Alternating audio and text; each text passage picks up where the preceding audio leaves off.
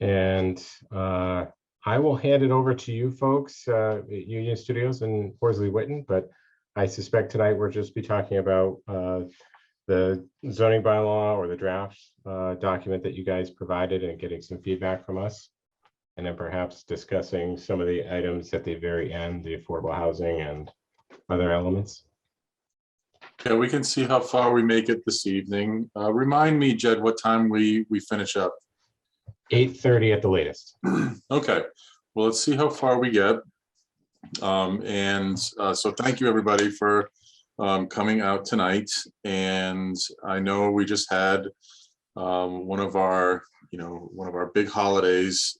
So it wouldn't surprise me. I think it'd be very reasonable if not everybody spent their Thanksgiving pouring through zoning in advance of this meeting. But for those of you who did get a chance to read it, kudos. I'm going to try to share my screen here and bring this up. The document that we sent out. So can folks see that? Mm-hmm. All right. And so just this sort of a little discussion about, our process. As you know, we do quite a bit of this, and this first draft is probably something that you all could consider to be about 80% complete. We try to go from top to bottom in terms of addressing all the big issues. We don't necessarily have all the bells and whistles, like all the diagrams and pictures that would go with this. But we do try to have it be complete in the sense that it shows, from back to front, the range of issues that we've been discussing. We spent a lot of time going through the memorandum and some of the big policy questions around dimension and parking and design and those things. And so, we spent that meeting sort of speaking in lay speak and trying to, figure out what we're all comfortable with and what we like. And now this particular document, is that first attempt to sort of legalize it, to get it in code language. So we as a group, we all get a chance to see, how that happens, going from one stage to the next as we sort of cook this a little bit more and get it more towards the finished product. In terms of how, we generally present things, and I think we saw this in previous documents, we have our texts, and we've tried to format this to match your existing zoning bylaw structure.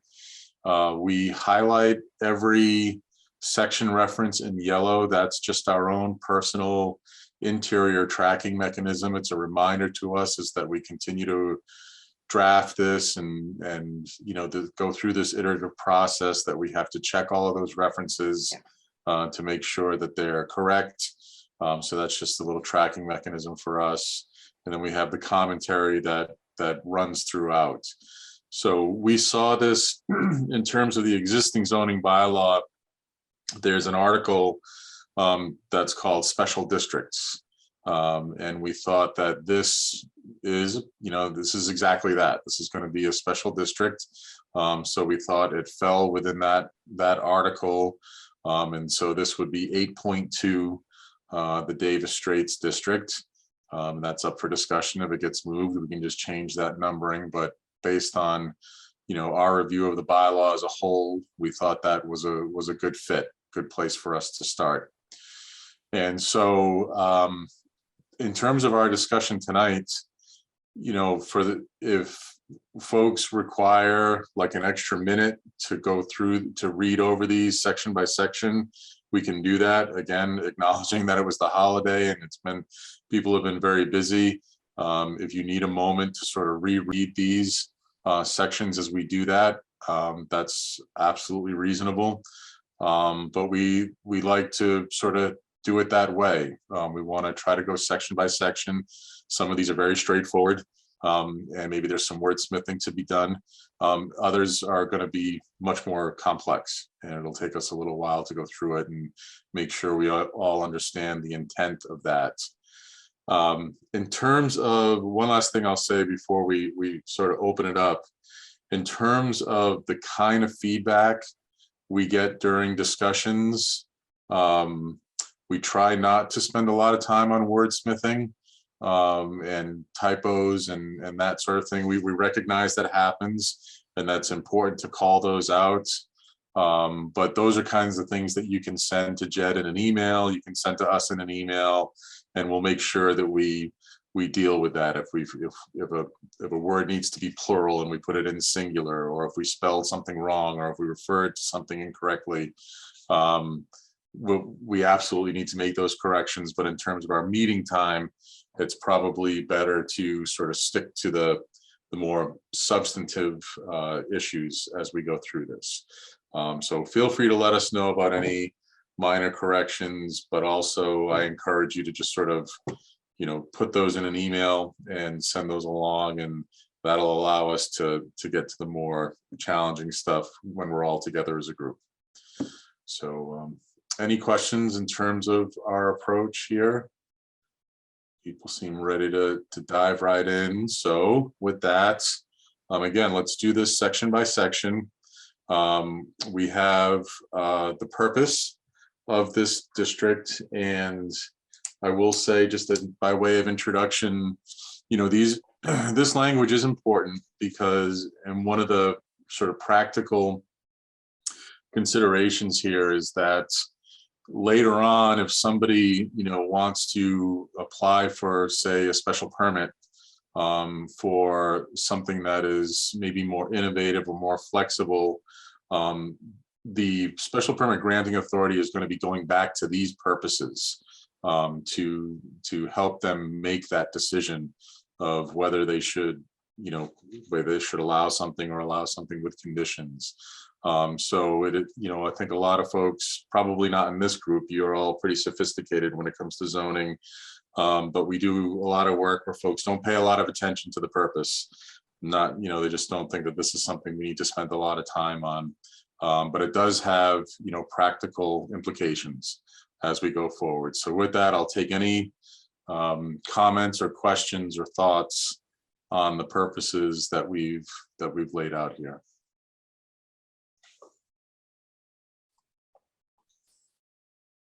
And if you need a few minutes just to sort of review, by all means.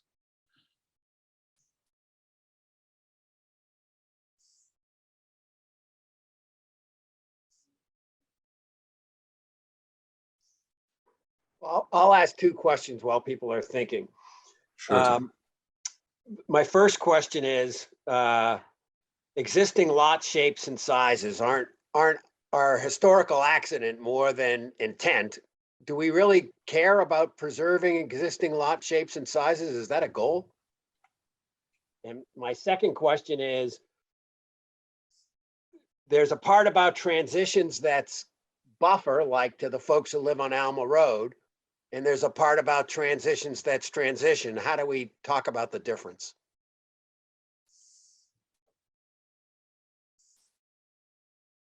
Okay.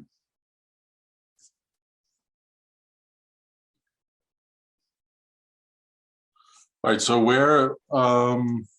so I guess you're looking at the second one here, Tony, where it says establish subdistricts at tailored development scale, design, and performance to take advantage of location, existing lot shapes and sizes, and potential redevelopment opportunities. So your question is, why do we really care about preserving lot shapes and sizes? I think the intent here is to acknowledge that some of our lots are big and some of our lots are small, and we want to be able to provide opportunities for both to move forward as they are. I mean, obviously it'd be great if some lots get consolidated and maybe someone has a bigger vision and has an opportunity to bring a few lots together. But where there are lots that are small and perhaps a little irregular, we do want to make sure that they have the flexibility to move forward. That was the thinking there. I was reading it wrong then, because I was reading it like you were trying to say existing lots are good. Okay. And that may be just me. Okay. That's probably and sorry, Nate, I feel like I'm already getting into wordsmithing. let's say that might be the take advantage of suggests sort of a positive connotation. And I think what you were suggesting is you're trying to address those issues. So it needs to address existing lot shapes and sizes, but not necessarily. So, sorry. Yeah, Tony, I read it the way you did as well, but my take on it was that some of the smaller lots, we would want to preserve the shape and the size because we're trying to get some of the charm established in the smaller lots too. I think that's the charm could be in a big lot too. It just depends on how somebody puts it together. And it does, you're right. All right, well, we'll take a look at that and clarify the intent there. And then let me find the buffer one here. Road transitions is number 3. Oh, 3, okay. And again, I was trying to think about transition in the 2 different examples I gave. You know, it's very different to think about it at Alma Road where you're sort of thinking about buffer as opposed to the transition between the backside of the plaza and the front side of Worcester Court. Right.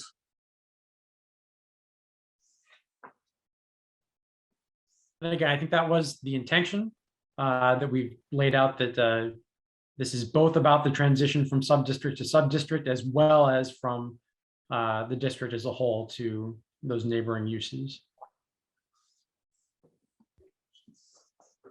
Is it just that you would like us to specifically state at this point that one involves a buffer and one involves simply a gracious architectural transition? I don't know the right way to say it. I just thought they were different enough that we should think about it. Okay.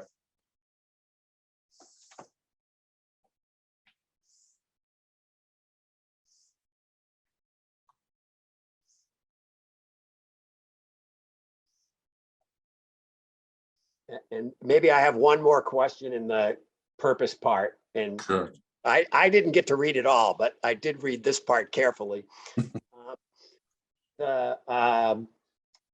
Later on, it says that non-residential uses are required on the ground floor. And I guess my commentary is I'm worried that there's not enough market to have ground floor uses on every parcel that we're looking at. And I understand that if I read it right, Worcester Court is different and you're trying to focus on the frontage pieces on Davis Straits itself. Correct. And to an extent that, you know, reaching down on some of those side streets. And that's a question we can look at, you know. Yeah. So it's really about how much market there is, and we don't want to incent someone to have less building and more access to their parking and back because they're worried about how much commercial they could make work. And Main Street, I get it. I think it's about anything else. Okay. Well, hadn't we talked not just on Worcester Court, but also in the other 2 districts that you could have just housing also, depending upon where it was sited within that sub-district? I thought we had done that. Yeah, we had spoken about, you know, housing that's sort of off the street. So, you know, later on when we talk about the, you know, the frontage buildings versus the interior buildings, like those interior buildings, based on our last discussion, those could be exclusively residential. But those frontage buildings had the, you know, the non-residential use on the ground floor. And as we mentioned, if, you know, going forward, we have worked in some places where we've allowed residential on that ground floor. We just had those standards in there to make sure that it could go back and forth. So making sure the ceiling height in particular was, you know, in a place where if the market allowed for a residential space to be converted to a commercial space, you know, that it was a smooth transition. So that's something we could consider. Well, I think we should, Nate, because we want this to be not just upper story residential and maybe some offices, but we want the sizes of the units and the fact that a number are residential to make this a really nice place to live. So we want to encourage that residential aspect as well as the commercial, I think.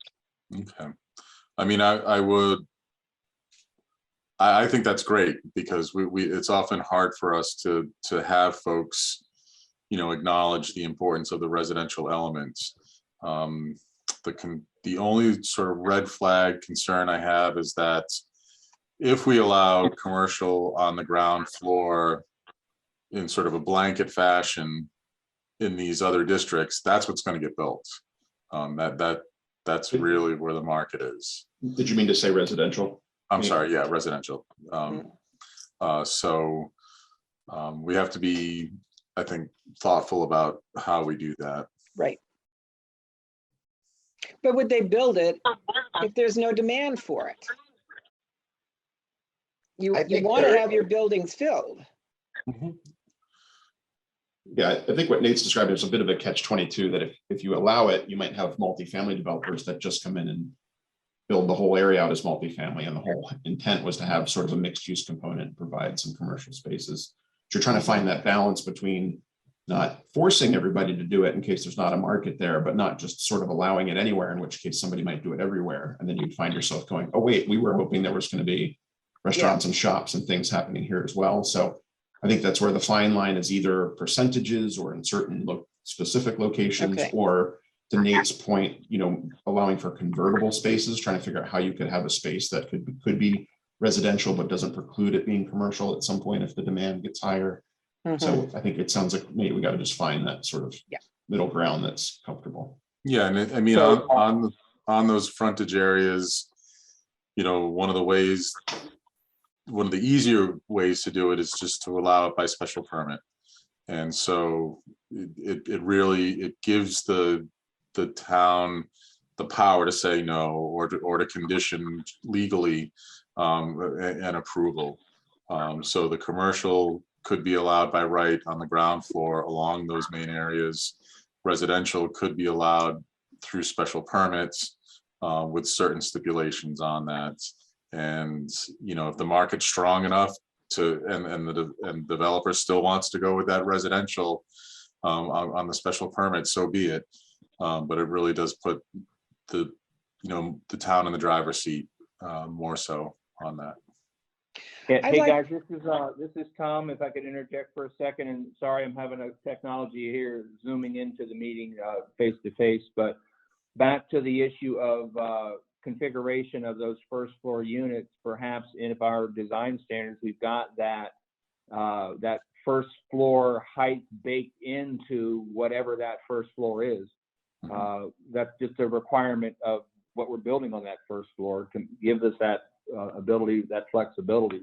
And we talked about the height of the building and the maximum number of stories and things like that. But if we bake into the zoning that first floor interior ceiling has got to be X feet to set the table for that easy conversion, that just a thought. Yeah, which we do. And right now we're setting that at 11 feet for those first floor spaces that would be required for commercial or. Okay.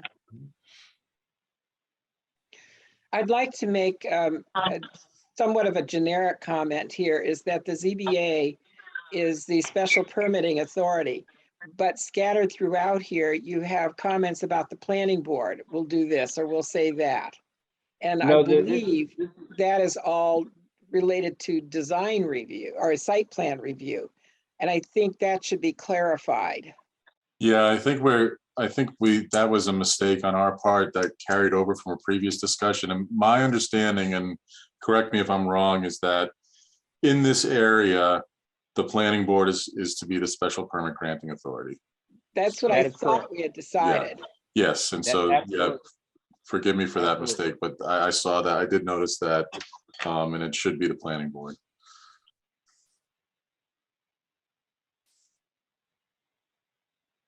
That's an easy fix. Mhm. Yep. No, that's right at the top of my notes for this discussion tonight. I just wanted to comment, I think as far as residential uses on the ground floor, there are some areas that are more or less around the edges where that would want to be encouraged. And there are other areas where it's really street frontage and traffic where it would want to be discouraged. Right. So as Tom mentioned, we could do that with ceiling heights. I think in the conceptual plan that I have in my mind that Unit Studios has provided us, between where Friendly's is now and Alma Road, there was duplexes in the site. Now, obviously, those have to be all residential on the ground floor and as they work their way towards the center. So we could probably have a sliding scale of percentages, but let the developer work with it. But we definitely need to have residential on the first floor on significant areas on it to make it work, to get the housing that we need. Well, that's the transition that Tony Right. was talking about to Alma Road. There are different types of transition, and we had envisioned the duplex or triplex. Right.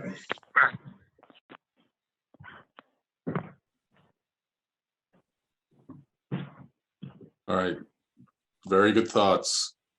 Let's move from purpose to the applicability of other zoning standards. So we have a blanket statement in here that says, if there are conflicts that the standards with other, so this is about the relationship of this particular section of the bylaw with other sections. And this is always a challenge with these special districts because you have, you're talking about things like landscaping and parking that are dealt with sort of on a town-wide basis in other sections. And you just want to make sure everybody knows which standards apply. And so we have a blanket statement in here that says where there's a conflict, the standards in this particular section are going to apply, but then we call out 4 specific areas just to be sure people understand that, so they don't have to be going back and forth. So where basically we're saying where there are any where the dimensional requirements of this section may be silent on other pieces that are dealt with townwide, those townwide standards are not going to apply. And then lot coverage doesn't apply here. We had that discussion about how lot coverage is going to be addressed. The issue of, 1 dwelling per lot, that's pretty self-explanatory. Multiple uses on a lot, all of those that are dealt with elsewhere in the bylaw, those are just not going to apply here because we address them specifically. So this is really a housekeeping section that's meant to give some direction going forward. And that's fairly standard to have these provisions of this district override the others in the zoning bylaw. Correct.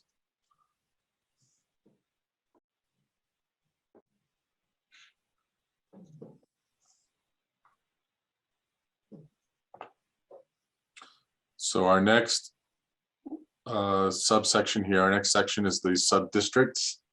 And so these are based on the memorandum that we developed for our last meeting, where we submitted that figure of where we think these sub-districts are going to fall.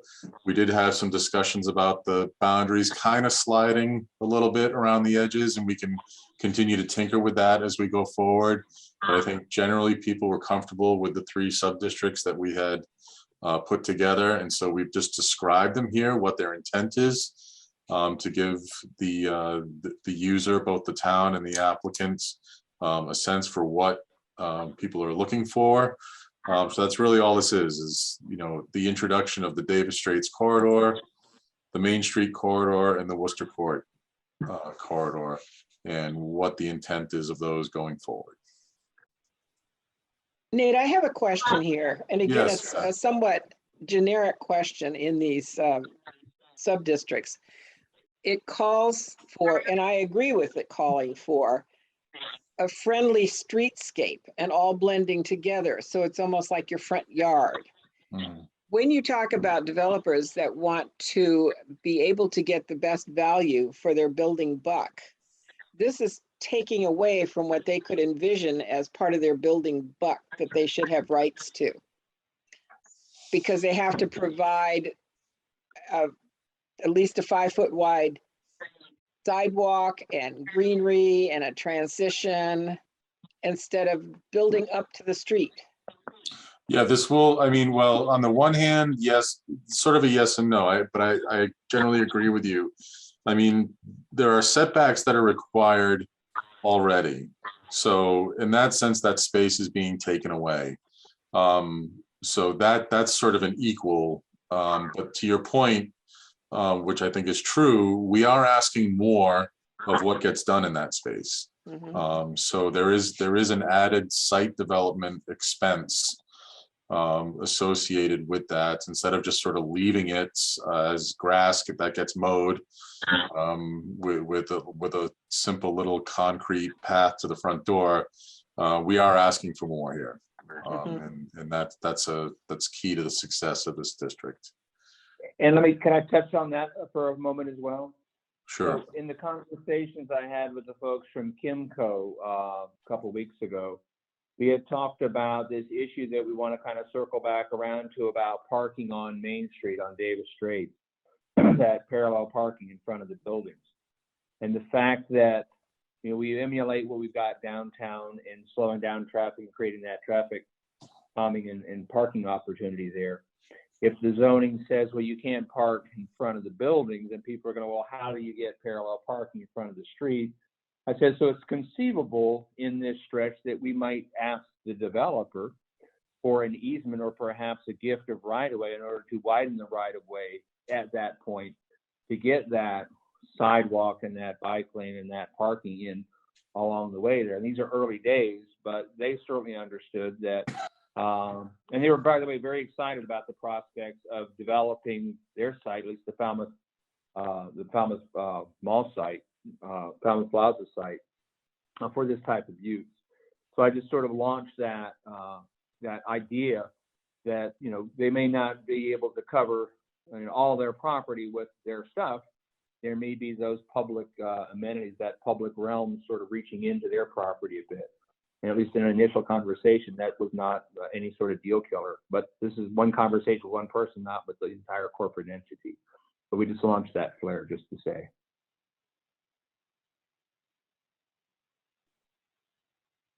Okay. I think a developer would think that that would be pretty terrific and would even contribute to help make that happen. And you know some developers, right, Tony? Well, All right, sounds good. So we'll go forward here to our fourth section, 8.2D, which is site plan approval and special permits. So again, this is really kind of an important housekeeping piece, and this is where we had some issues here. We acknowledge that the planning board is going to be the special permit granting authority. So we'll clean this up, but this basically, you know, says that site plan review applies. There are going to be some potential special permit requirements. And then in the third one, we acknowledge that there may be other special permits that get triggered. So like the flood zone issues are there, and we're not going to really mess with those. We're not going to change authorities. You know, those are permits that are in place that apply. So if they are required, the applicant's going to have to go through that process. is there anything other than flood zone that actually overlays what we're talking about?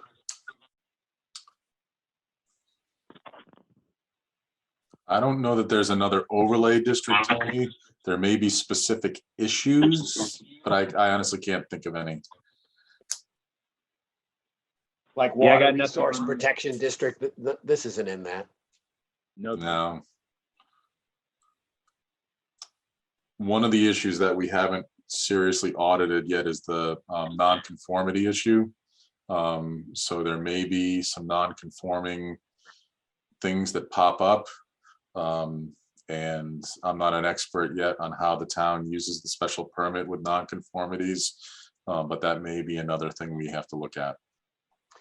And could this zoning make something that's non-conforming be conforming? It could, if we wanted it to. Well, and we have this idea that we're going to be looking at sort of, at least along the Davis Straits, wholesale real development of these parcels. So where you've got a 7-acre parcel right now, that could be easily, conceived into multiple smaller parcels through subdivision or A&Rs or just through the site development.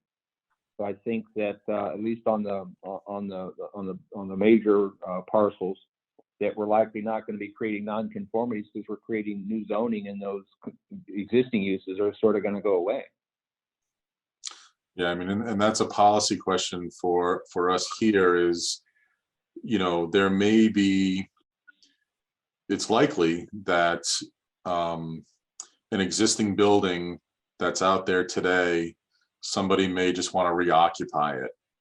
And this zoning, if it were adopted, might make that existing building non-conforming. So for example, there may be a small building out there along Main Street that the setbacks or the frontage design doesn't comply with this, and yet somebody wants to reoccupy that building as is.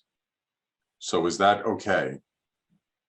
And so is that something that we should put barriers up for, or is that something that we should just allow and provide some relief on those non-conformities? Once again, my take is that those smaller buildings towards the back, we would want to, but the larger parcels with the sea of parking, we do not want to allow that non-conformity there. We want to get rid of that, but give sort of the smaller property owners towards the rear of the property as many opportunities as they can to sort of keep the value of their property and improve it and monetize the zoning changes. My take.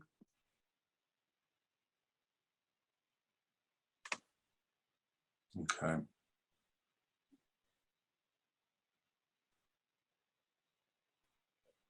All right, so And anybody's allowed to fight me on that, by the way. I'm not trying to,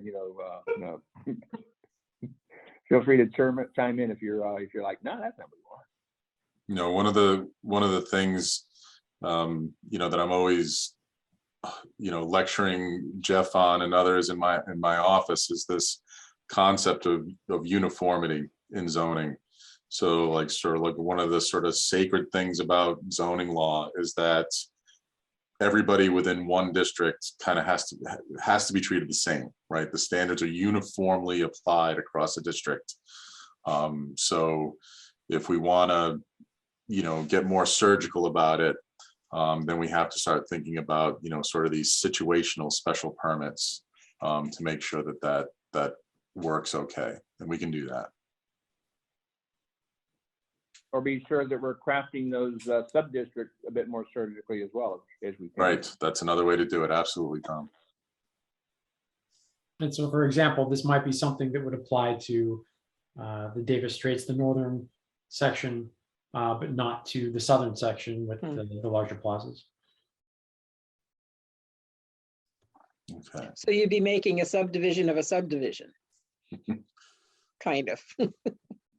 Possible. Well, where we say we want to encourage the Worcester Court corridor to become more residential, that is going to be extremely hard because we've got a number of newish buildings there that are quite large. Mm-hmm. And so what century are we talking about? When it's time to demolish? Right. Yep. And, and as we all know, like once you're legally established, you can go on, as you are for as long as you like.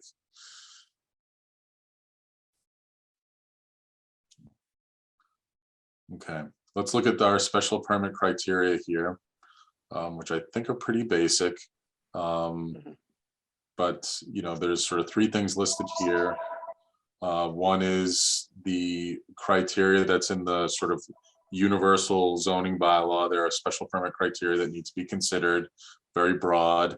The second one goes back to those purposes of the Davis Straits district. So again, those will be used in the deliberation over special permits. And then the degree to which the proposal complies basically with the design and development standards that we have here. So those are going to be our blanket special permit criteria. There could be more specific ones. For example, if we're talking about residential on the ground floor, as we did earlier in our meeting today, we may want to think about adding some more specific special permit criteria for those.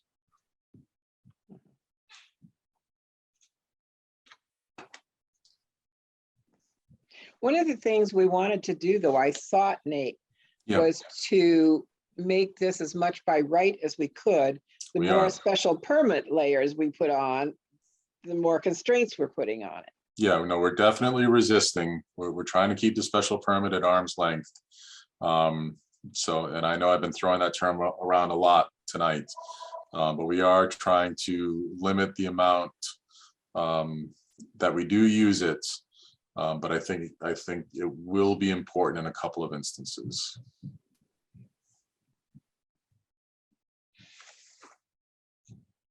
What's the difference in Falmouth between site plan review votes and special permit votes? Because I don't know. Special permit vote in Massachusetts, it's a super majority of the board versus a site plan, which is a simple majority.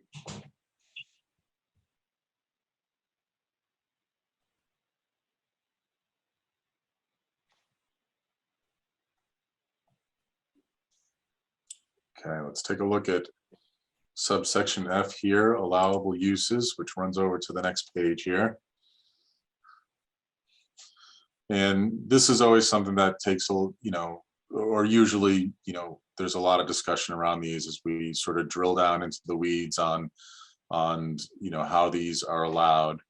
But this is our first sort of sweep at looking at some of these different uses. And I won't bother to read through all of these. But some of the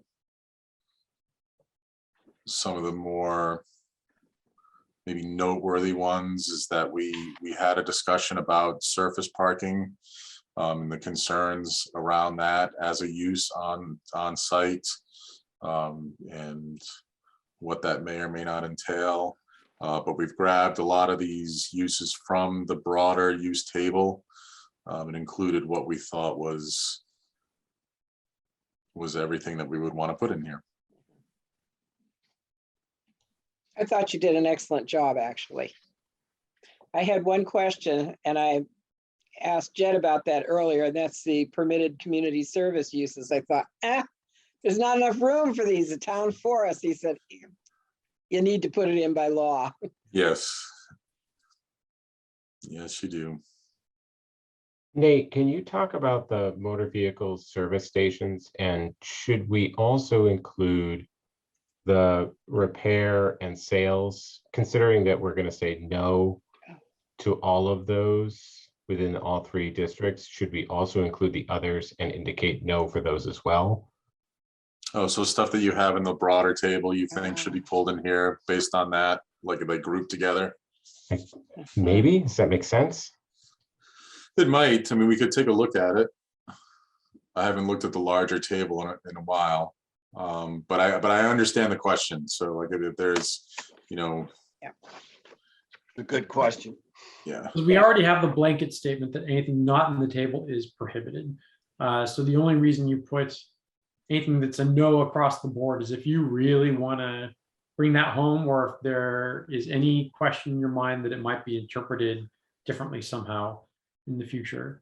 So we can really go one of two ways. We can just like get rid of everything in the table that's no across the board because it's already prohibited by definition, or you can be very specific and say, okay, we just want to reiterate that these uses are prohibited. I would go belt and suspenders and note that uses that are prohibited, as we know, if it's not listed in the zoning, it's expressly prohibited.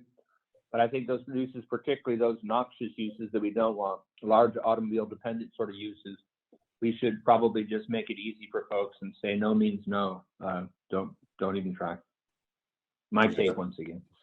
That is exactly that belt and suspenders is what we see a lot in different communities. They say if it's not here, it's a no. And by the way, just in case you were thinking, these are prohibited.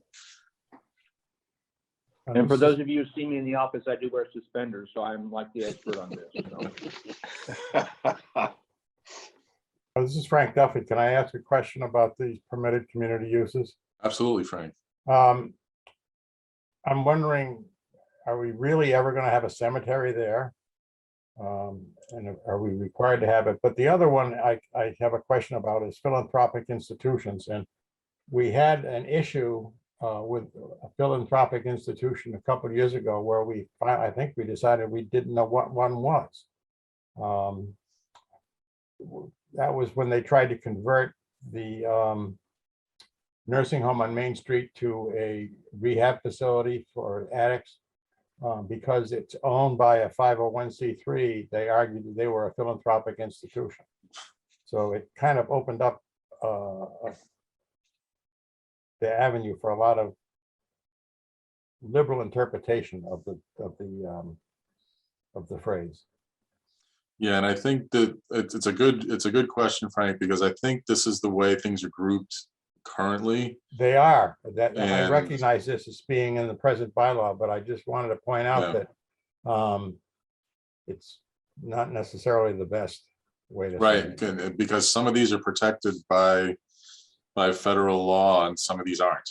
Right. So the way these have been, so we could be more surgical about this. Yeah, well, I just want to point out, we talked for quite some time about what is a philanthropic institution. I don't think we decided what one was.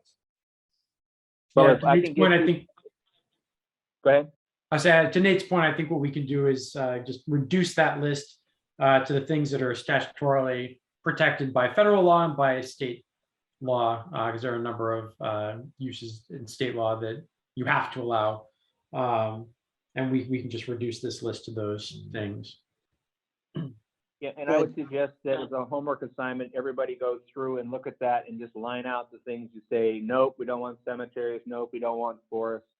And let's just start lining things out to tighten up our list, because this is the uses that are permitted in the Davis Straits form-based code district and not necessarily those other districts. So we can trim those back as well, just by going through and lining out the things like, nope, we don't want to see that. Yeah, and one of the things that we'll add, which we usually do, is there's a blanket statement that basically says the town acknowledges the state level protections under Chapter 40A, Section 3, and we'll respect those. So there's no chance of running afoul of that. I like that idea. Well, we really don't have a choice on that, right? No. Right, and you just don't want to open yourself up for Right. some Acknowledge it right up front, yeah. some smart lawyer coming through and say, oh no, this is invalid.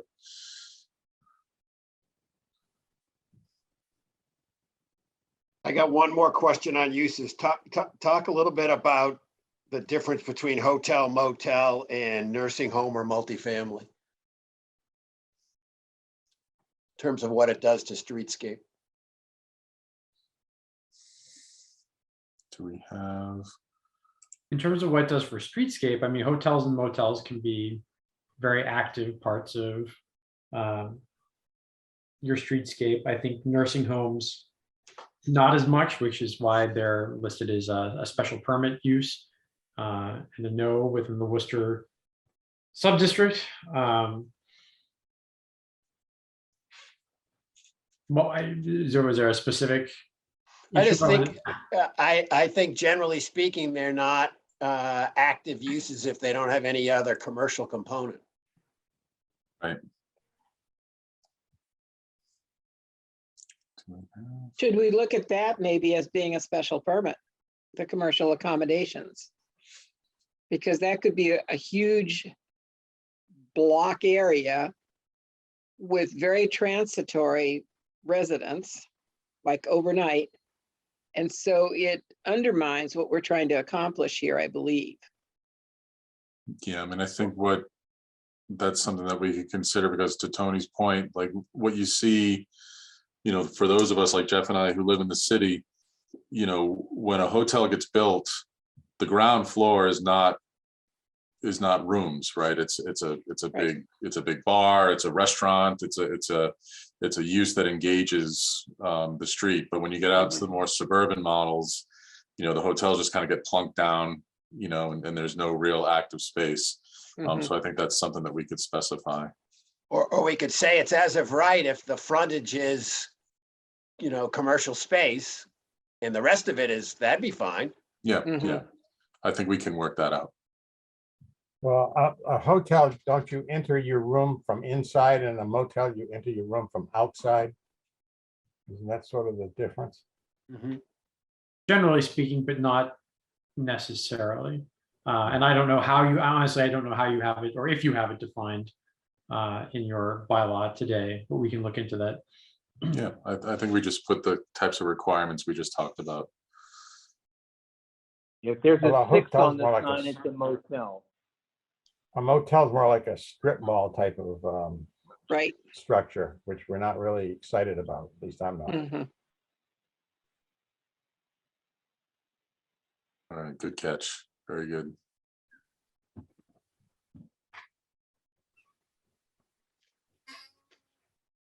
I have a question. Is there a map that goes along with these definitions of Davis, Maine and Worcester? Yeah, we will. I mean, we had the sort of draft that we had in the memo previously, but there will be, I mean, we'll have to make an official zoning map for this to go along with it. While you're on that, how far, just give it to us verbally right now. The Main Street starts at Davis Straits, at Spring Bars Road and Dillingham Avenue and goes south. How far? To Falmouth Heights Road or beyond it? It's a little beyond it. It's, I think it incorporates the motel there. The motel. You're right there? next to that's what it looks like here, right next to the The That's Red good. Horse. center. The Red Yeah, Horse. exactly. Yeah, it No. goes down to the motel. And then up to Spring Bar Road is sort of the dividing line between the Main Street North and Davis Straits. And then basically we took the existing property boundary to the extent that we could to the east behind Route 28, and that's where the Worcester Court neighborhood section starts. Just north of Rose Street down to Alma Street. And does the Main Street thing still go all the way to Scranton Ave or not? Not now. So we have pulled that up from the original map. Again, as that's something that we can continue to discuss, but right now it does not go down that far. I mean, isn't that just as important a commercial space as the other? Maybe more. Yeah, and that's, again, as Nate said, that's one of the things that we started discussing last time we met, and the exact boundaries of that are still very much up for discussion. Okay.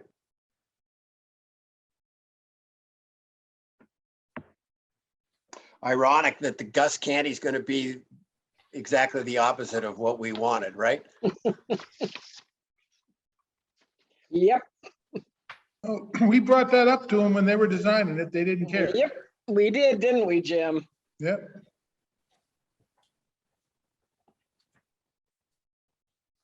All right, so excellent observations on the use table here. More comes up, send them along via email. Our next section, letter G, is, we talked a bit about this last time. And so this is a plan development special permit. And basically the intent of this is to give developers an option if they come up with a really good idea and the by right path that we've given them doesn't do it for them. So we're with this district, we are trying to give as much flexibility as we can and give as much by right options as we can, but we have to recognize that we can't anticipate every good idea and we can't anticipate every challenge that's going to be raised by a certain parcel. So instead of someone having to pack up their good idea and go someplace else, or try to go for a variance, which is, you know, obviously really challenging to get, this is sort of a release valve. So on some of these bigger parcels, or maybe even on a smaller parcel, this provides a special permit opportunity that basically says, if you have an idea that's going to have multiple buildings and you can't fully meet the standards because of these unforeseen circumstances or an unforeseen idea, you have this option to go forward with a special permit, then gives you a chance to get relief in a much easier way than a variance. So, you know, we keep talking about the larger parcels. They may be able to build those out by right just fine, and that would be wonderful. But maybe something comes up that we didn't anticipate. This gives them an option to do something different.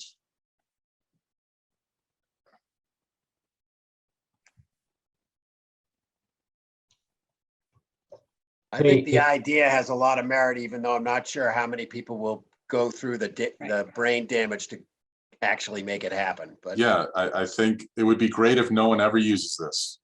It would be great. But I think it's a tool in the toolbox that you might be glad you have. Nate, in section 1 or subsection 1, where you say primary buildings, is that meant to be buildings that are on the street?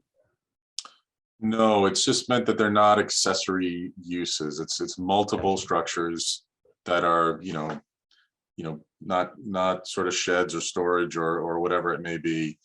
It's 2, 3 buildings on a lot. They could be interior and frontage.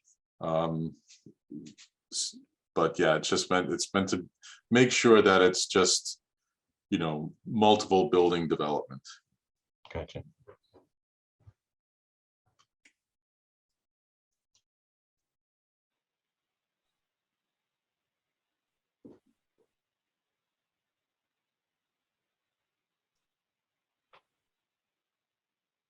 okay. All right. On to dimensional regulations. So here we have our 3 different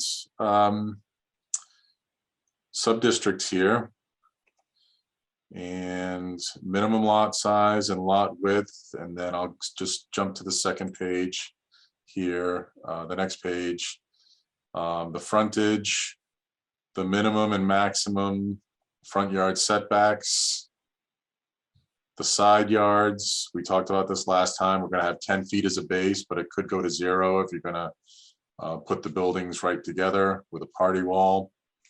The number of stories. Notice we did not put building height. We talked about this last time, that to allow for the kind of variation and difference in design that we want to see. It's better for us to regulate by story rather than by building height. And then the footprint, the maximum structure footprint.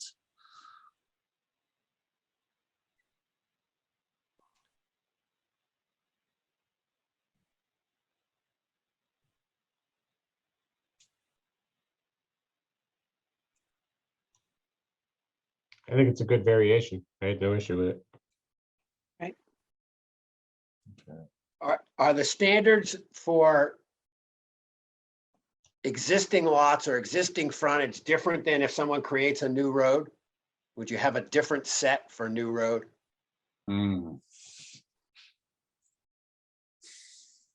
As written, no. As As written, written, the no. only thing, we have some standards for what the new road itself would be.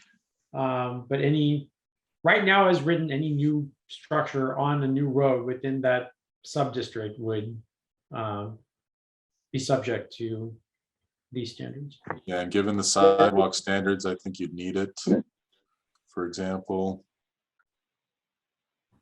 So.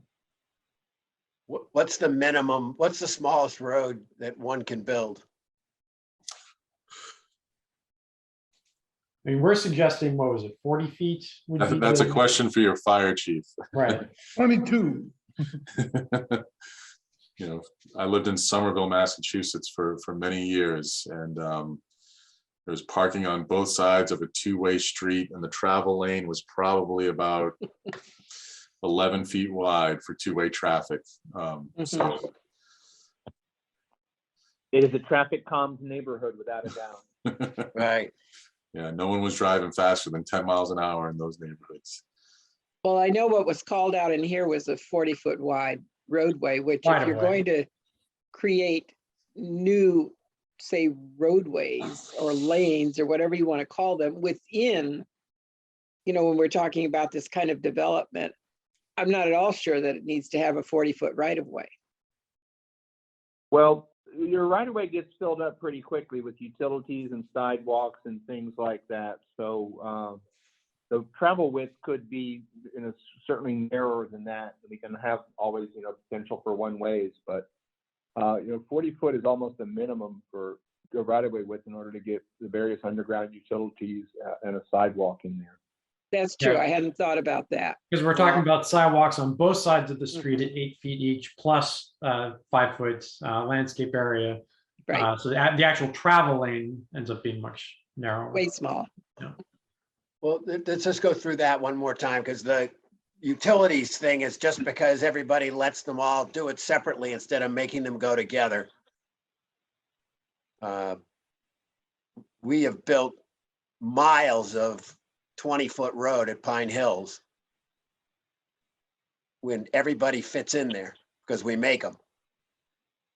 Yeah, I But mean, you don't have sidewalks on a lot of those roads, Tony, do you? We don't. We have trails. they have trails. Yeah.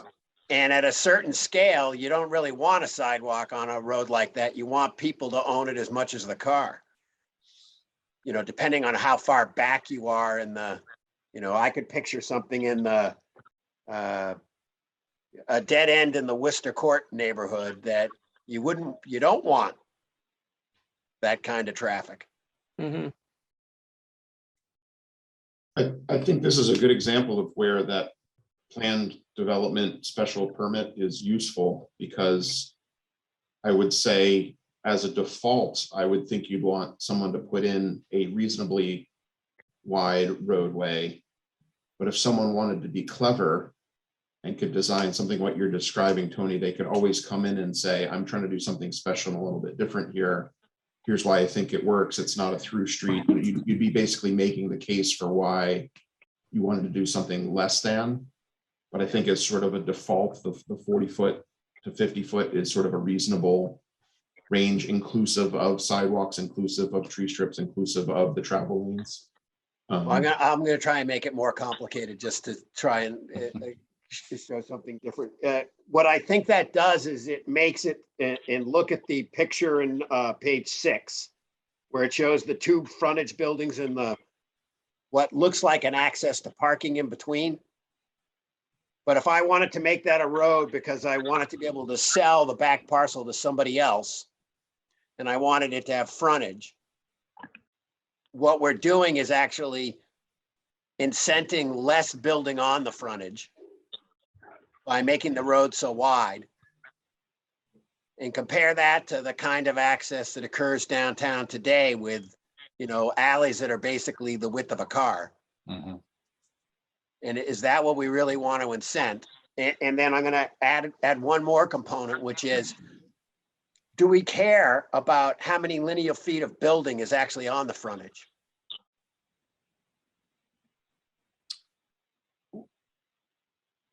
Relative to lot width.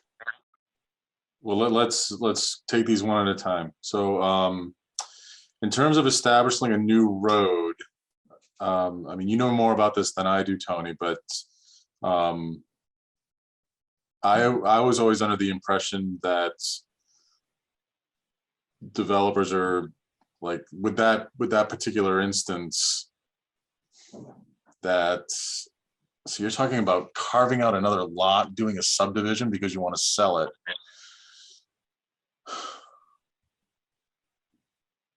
I mean, I don't know how interested the town is going to be to take that road on. Right, because there's sort of two things. I mean, you've got new roads that are going to be, as Nate suggested, taken on by the town, but then there could be just circulation drives internal to a development that would not be considered a street. But then to your point, Tony, then no, they would also not count as frontage. Right. Well, there's nothing that's going to prohibit someone from doing a subdivision in the zoning district. If someone wants to say, I want to go ahead and create more additional frontage, we expect to see some roadways to carve up some of these larger parcels. But if the developer wants to, create a subdivision, create additional frontage for the back of the lot, that's sort of their option, right? Yeah, they could certainly subdivide that without creating a new road. It's a funky lot, but it certainly can be done. And it would just be a drive, that would be your frontage, and it would be an access drive to the back. They can't if the minimum frontage is really 50. So they're 20. The frontage is 20. Uh, Yeah, frontage is 20 and lot width is 50. And then well, we what's have the to figure out. difference? We have to Lot figure width is out at the where that building? lot width is measured. That I don't remember.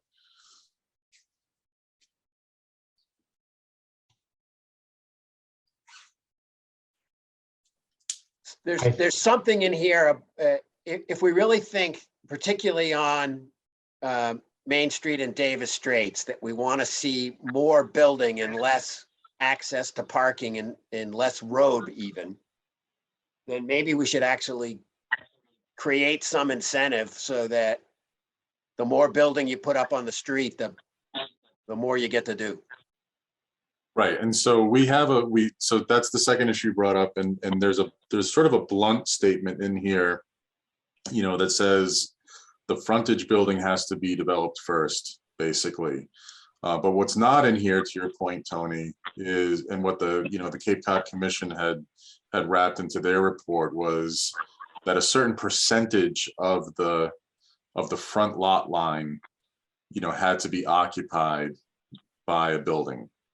I don't know if it was like 60 or 70% or something I'd like say it was that. about 70 was yeah.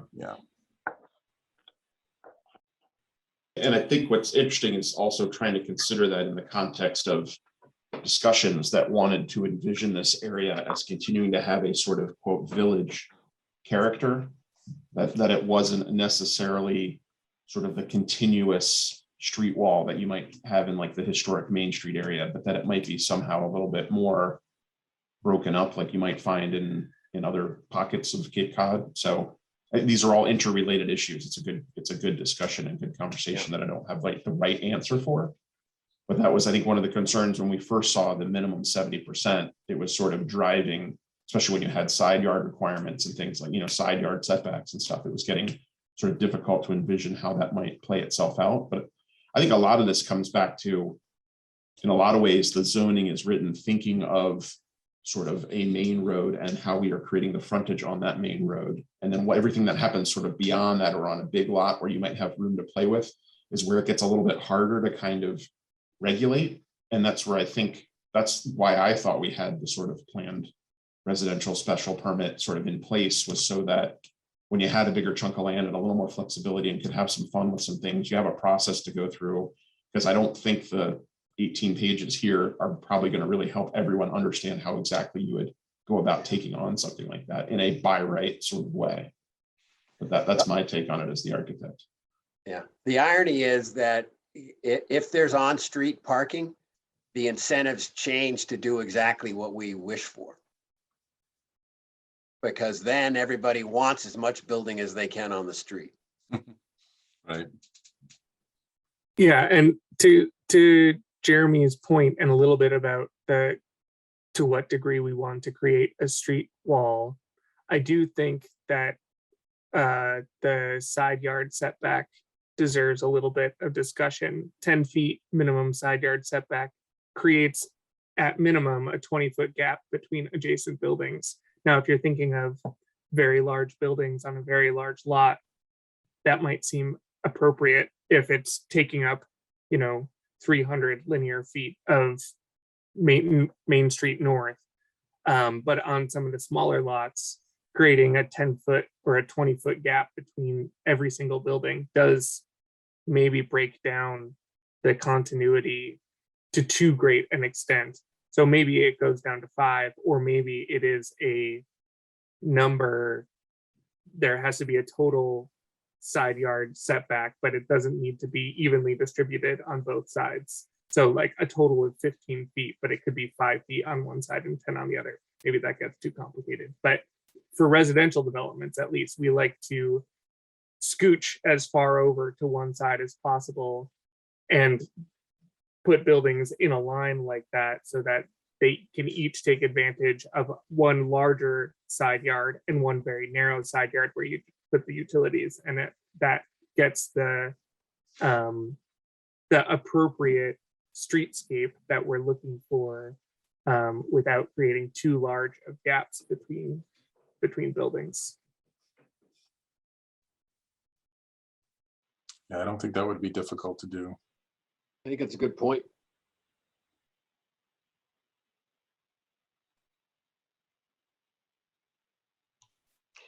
How much of this can we illustrate?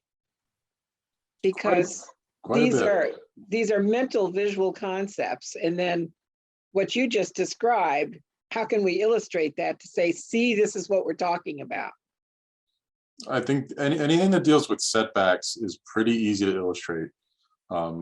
These kind of block diagrams. I mean, I just did this quick one here in PowerPoint.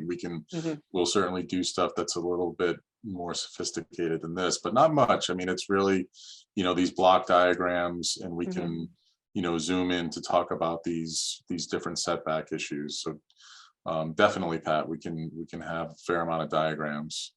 Because we were talking about little pocket parks here. Well, you get the same effect if you have the wider side yards. You've got the green space there, but you're not taking away from the developer's money, profit. Right. And I'd like to introduce a thought, and I don't know if it's appropriate at this time, but it's getting close, that we actually have a hypothetical set of buildings that could fit on a land that would meet all these requirements, that we could actually put some cash flows together with income streams, basically both cost for building them and the rental income, and just kind of see if it's going to make, because it has to make a lot of money to work. If this zoning doesn't generate a really good cash flow, they're not going to tear any buildings down. So I wanted to kind of set that threshold fairly early in this conversation before we design ourselves out of a good, well economic building. So who's going to run some pro forma for us? That's my job. I would volunteer to do that as soon as they're done. I just need the building envelope, hypothetical building envelope setbacks. I can get volunteers to give me construction costs. I'm sure the architects could too, but as far as the rental and income stream, that's something I do.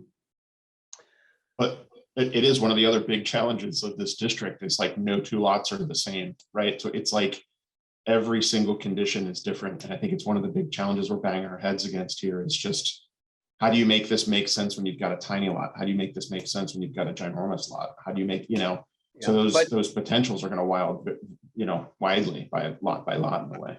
There are some standards he can use though, because the lot sizes are in there. If the lot's 50 feet wide and you need 10,000 feet, you got to be 200 feet deep. I don't know if that's why we want 10,000 feet, but that's what it says. Well, a lot of these, a lot of these numbers are set they're pretty liberal, and they're set to make sure that we're, you know, giving as much compliance, room for compliance as possible. Yes, a 50-foot lot is, you know, technically not going to happen because of some of these, but the point being is that, you know, no one's going to get caught on a lot width issue if they've got that minimum lot size.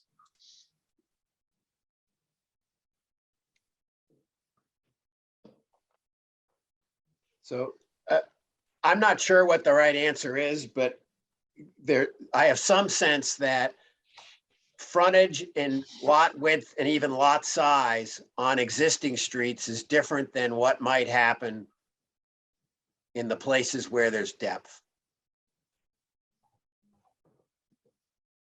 And I'm maybe it's an assignment to just think about in what we're trying to incent. And are there two different standards? And so your overarching point here, Tony, is that you want to make sure that where you've got depth, people are able to take full advantage of it. Is that Right, and it might or might not be a single owner. Right. I mean, one of the ways that, and you can see it in the plaza originally, the way it got cut up was that certain tenants wouldn't come unless they could own. Right. And that's going to happen again, just differently. Mhm. I don't want to race the conversation ahead, but just want to remind everybody it's 8:15. Yeah. Yep. No, we'll get as far as we can get. So And we let's want have to the- take a couple minutes. We want to take a couple minutes to sort of make an official position on street parking on Davis Straits to bring back to the planning board as discussed in the previous planning board meeting. So before that gets away from us before the end of the night. I mean, I think that should be pretty simple. We've all said, yes, we should be advocating to the state to get on-street parking. And I think there should be on-street parking throughout the district. Well, we've sort of discussed it by acclamation, and while working groups don't typically vote on things, I think this is one of those threshold issues that we might want to take an official vote on at some point. But let's get back to, because I think it's going to be a 2-second vote, but let's go ahead and get back to the merits of the document we've got before us here. Can I just, one addition would be, I think, Jim, if you had just a tiny bit of evidence about the difference in value in the properties that have on-street parking and the ones that don't, would bolster that argument. Really quick numbers, it's not the only variable, but downtown where there's on-street parking in the heart of our district, the rents are $30 a square foot plus. And down the other end of the street where there's no on-street parking, it's in the 20s. It's a huge difference. As long as we can document it and it's not anecdotal, that's what we need. Well, it can definitely be documented. Kimco has a space for rent for $15 a foot. They haven't leased it for a long time. If that was downtown, it'd be 30 feet. I'd have people waiting to get in any second. I don't know, it's not just the parking, but that's the major difference of the design. That's good, but we just have to document it. We just don't want to be dealing with anecdotes. So if we can get that. I can give you addresses if that's what you want, Tom. Fabulous. Thank you. Just procedurally, Tom, in terms of this on-street parking issue, I mean, is this something that's going to come from like the Board of Selectmen to the state, or? Well, we're having a conversation about the redevelopment of the road, and the early designs are absent of parking, any parking whatsoever. Right. So we just want to put an oar in the water to say, we, this thoughtful group, and we, the planning board, taking some guidance from our thoughtful group that we put together, want to make an official, stake in the ground to say, on-street parking should be part of this redevelopment of the roadway.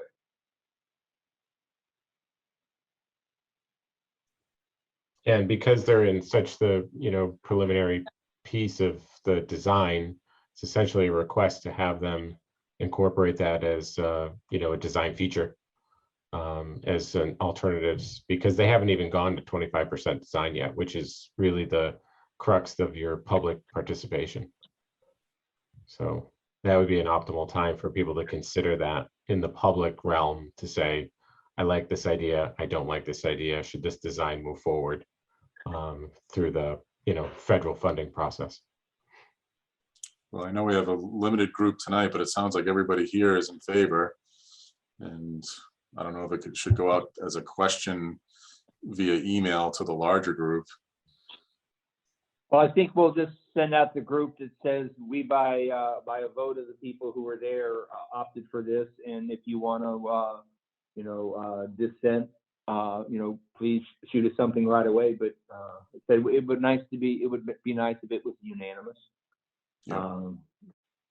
Do you want us to, are you trying to ask us to vote, or you're trying not to? No, I'm saying let's vote. Let's say vote and yeah, and let folks know from, you know, the upshot of this meeting was we took a vote, and you know, if you want to dissent on our vote, you know, send us something now, so when the planning board has this discussion, they can say the working group participants, 100% of them said this. The ones who, you know, took the night off, sent in and said, you know, maybe not. So with your permission. Did I hear a motion that the working group should communicate to the planning board their desire for on-street parking as part of the Davis Straits rebuild project? Yes, Thought that's I heard. reasonable. Is there a second? Sure. Second. All righty. All Aye. in favor? Aye. Aye. All opposed? Any abstentions? You guys are awesome. You run a great meeting. All right. So it is 8:20. If you all want, we could try to get through one more section, or we could wrap it up here. And I mean, we've definitely got some great comments tonight.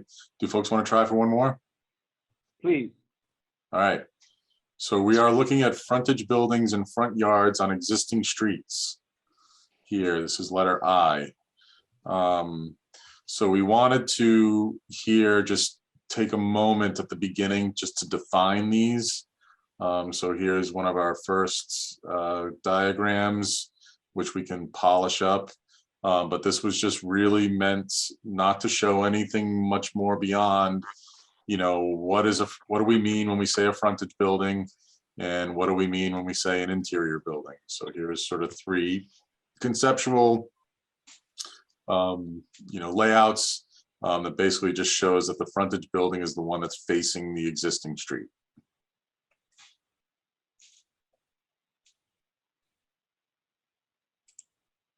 Is the diagram that you're showing, would it be different if we were successful in getting on-street parking?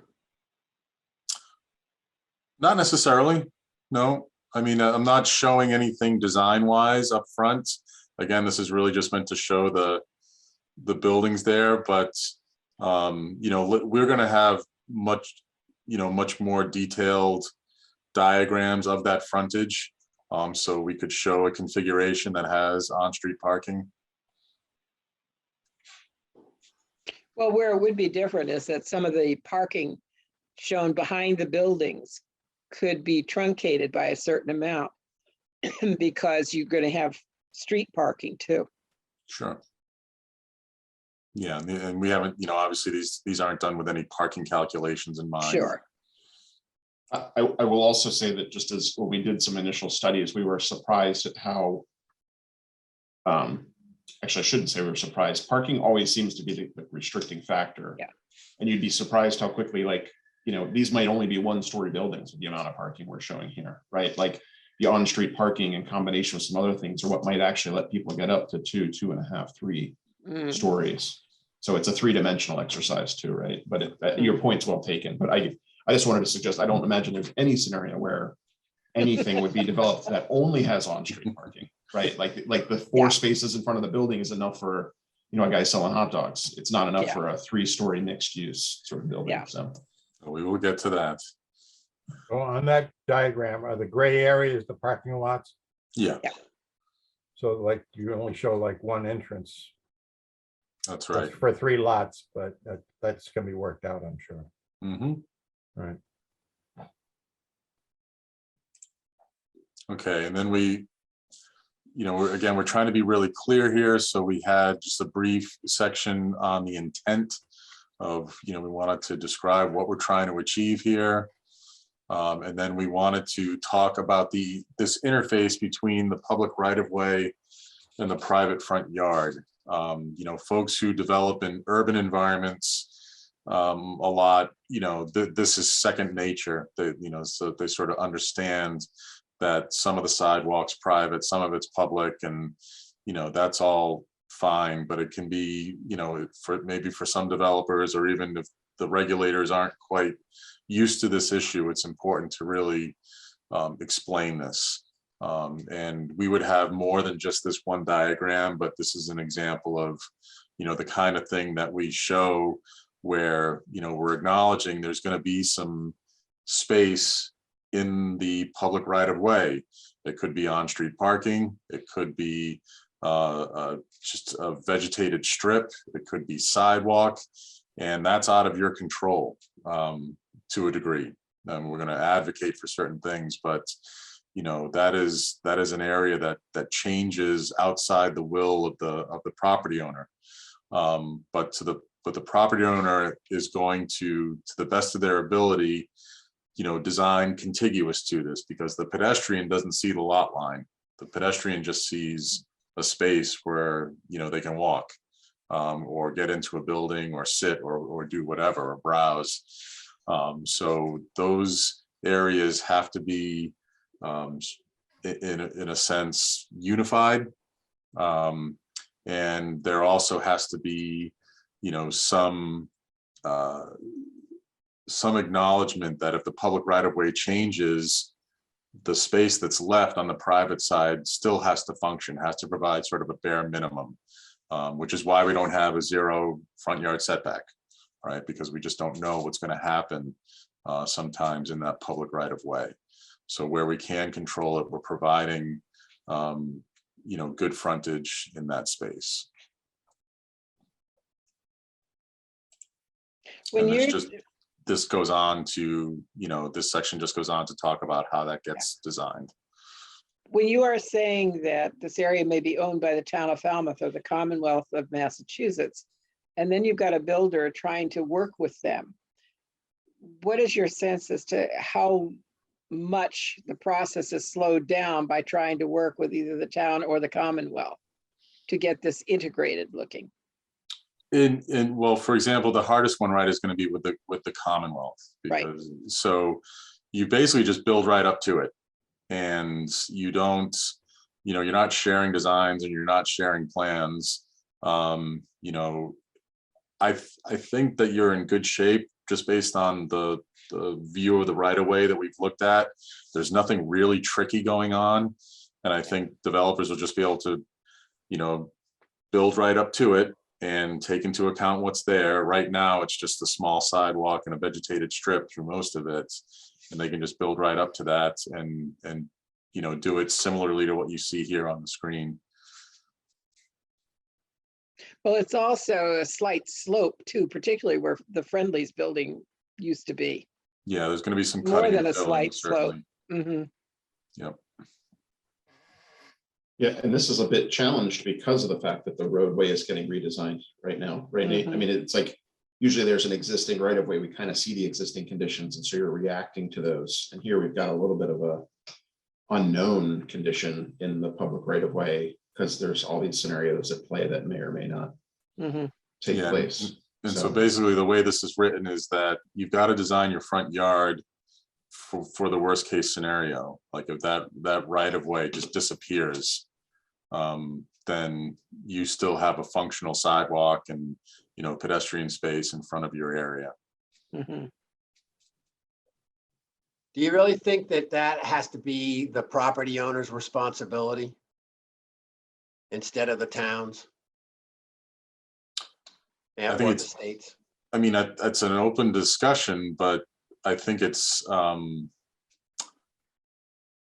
I think that's the path. It's the easiest way to get it built is with the property owner. There's the obvious cost implications, but having the town come in and set up this frontage, I don't know that that's, I don't know how practical that is.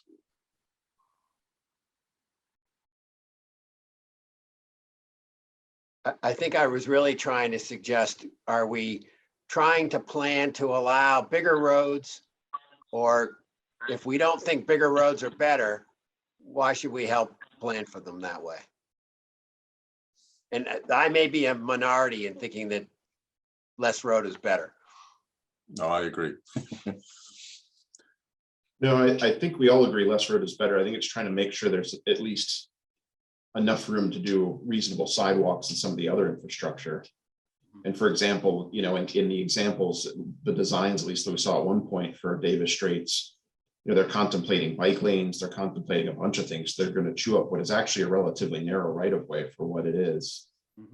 So I think a lot of this, you know, and Nate, I guess even just the fact that we built in a 10-foot minimum front or 20-foot maximum front, sort of whatever's in there, we've designated a zone. So the worst case, you got 10 feet to play with if for whatever reason the road is coming up pretty close, or, you know. So I think that's probably the good news. And I think what's harder is to envision how the coordination occurs as these things happen over time. Yeah.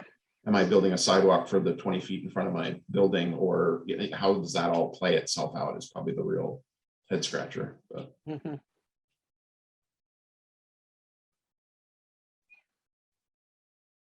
There's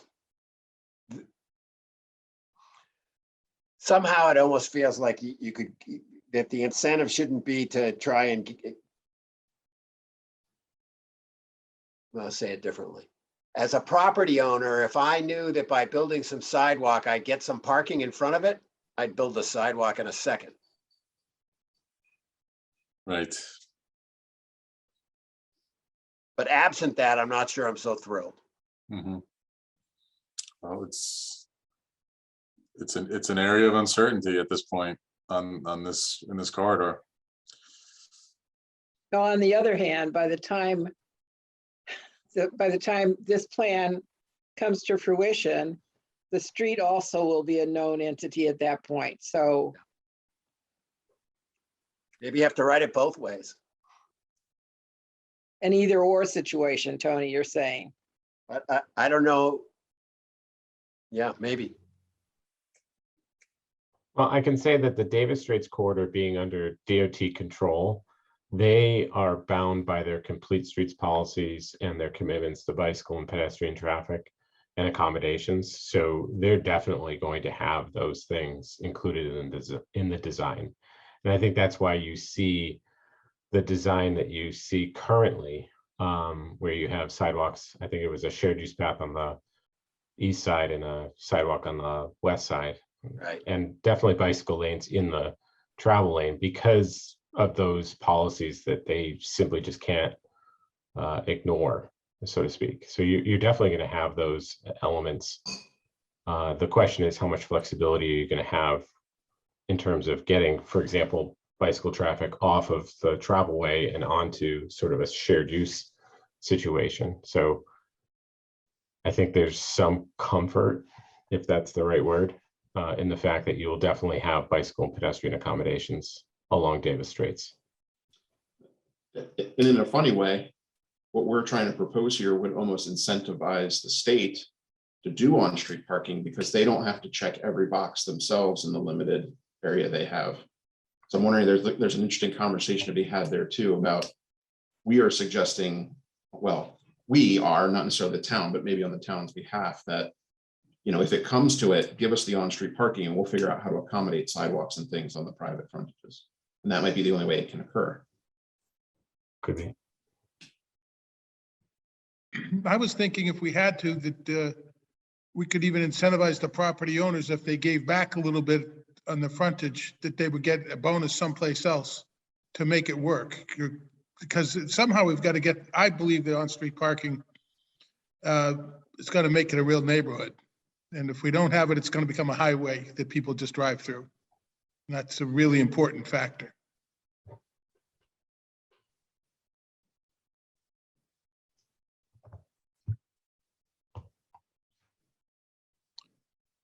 That might be a good jumping off point. I see it's 8:33. Mhm. Good timing, Jed. Perhaps we talk about when we can reconvene. Yeah, let's do that. Schedules.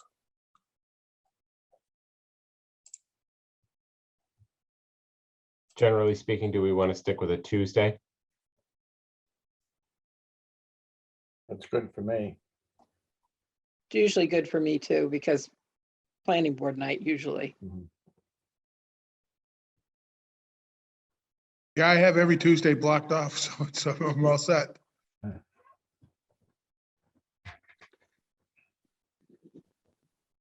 See, the week of the December 21st, I mean, that's Christmas week. Yeah, We can do this one sooner because we're just kind of picking up where we left off. So that is an option, right? We're not going to get new material to read. We can sort of just jump right in. oh, true. So December 14th is our planning board meeting. Right. So it looks like it would be December 7th. Just next Tuesday. Tuesday, that's quick. Works for It me. is really quick, but I don't have my calendar in front of me, but I think it's probably okay. Now, I technically have a conflict, but I think I can clone myself in between that time frame. And that Excellent, might Jed. be able to- but I could try to work something out. I can be available if that works for people. Yeah, Yeah, because putting it into Christmas week, people are leaving. It's just not going to work.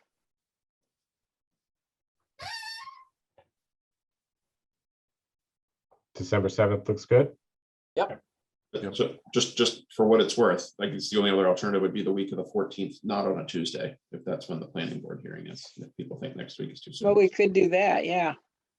Thursday nights are usually pretty good, aren't they, Jed? Yeah, Thursday nights work. So I mean- that would be December 16th potentially. That might be better than squishing it so close like this. I could do the 16th if Yeah, I like that better. We could get some feedback from the planning board. Yeah. And would you have to clone yourself that time, Jed? I would not. So that sounds like it's better all the way around. I Oh, no, wanted to see that happen. Yeah, I kind of did too. We could still do it. Good for you, Frank? yes, I can do it. Okay, I can too. Okay. Okay, so December 16th, same time. Thanks, everybody. Thank you. Feel free to send Nice. emails in between if things come up and you want us to, work on something in advance or think about something in advance, feel free.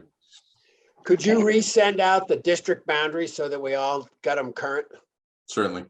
That'd be great. All All right, right, thanks, everybody. Thanks. Bye now. take care. Bye. Night. Thanks, everybody.